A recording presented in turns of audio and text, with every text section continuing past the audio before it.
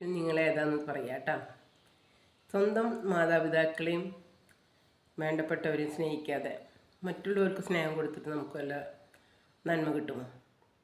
സ്വന്തം മക്കൾക്ക് കൊടുക്കേണ്ട ലാളനയും പരിഗണനയും വാത്സല്യവും കൊടുക്കാതെ മറ്റുള്ളവർക്ക് വേണ്ടി പ്രകൽപനം കാണിച്ചിട്ട് വല്ലതും നമുക്ക് കിട്ടാൻ പോകണ്ട. ആദ്യം നമ്മുടെ വീട്ടിലുള്ള മാതാപിതാക്കളെയും നമ്മുടെ മക്കളെയും നമ്മുടെ ഗുരുനാഥന്മാരെയൊക്കെ നമ്മൾ സ്നേഹത്തോടും വാത്സല്യത്തോടും കൂടിയിട്ട് കാണാം. അതല്ല ഏറ്റവും വലുത്. അതുപോലെ തന്നെ നമ്മുടെ തറവാട്ടമ്പലത്തിൽ പോവാം, നമ്മൾ ആദ്യം പ്രാർത്ഥിക്കുക. അത് കഴിഞ്ഞ ശേഷം മറ്റുള്ള അമ്പലങ്ങളിൽ പോവാം, നമുക്കിഷ്ടപ്പെട്ട ദേവൻ്റെ അടുത്തേക്ക് പോവാം. ആദ്യം തന്നെ പൂജിക്കുക, എന്നിട്ട് വേണം നമ്മൾ മറ്റുള്ളവരെ പൂജിക്കാൻ, അല്ലേ? അപ്പോൾ ഏതൊരു വ്യക്തിക്കും വേണ്ടത് സ്വന്തം മാതാപിതാക്കളെ സംരക്ഷിക്കുക, അവർക്ക് വേണ്ട സ്നേഹവും പരിചരണയും കൊടുക്കുക. അതുപോലെ തന്നെ സ്വന്തം മക്കളെയും ഭാര്യേനെയും കുട്ടികളെയും അതുപോലെ തന്നെ ഭർത്താവിനെയും പരിചരിക്കുക.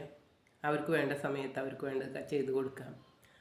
അതല്ലാതെ നാട്ടിൽ നമ്മൾ മറ്റുള്ളവർക്ക് വേണ്ടി ആൾക്കാരിൽ നിന്നും പേര് കിട്ടാൻ വേണ്ട ചെയ്യുന്നത് കൊണ്ട് നിങ്ങൾക്കത് നല്ല അഭിപ്രായം തോന്നുന്നുണ്ടോ? നമ്മൾ നമ്മുടെ കാര്യങ്ങൾ ഒരുവിധം നല്ല ലെവലിൽ കൊണ്ടുപോയതിന് ശേഷം നമ്മൾ മറ്റുള്ളവർക്ക് വേണ്ടി പ്രയത്നിക്കാം.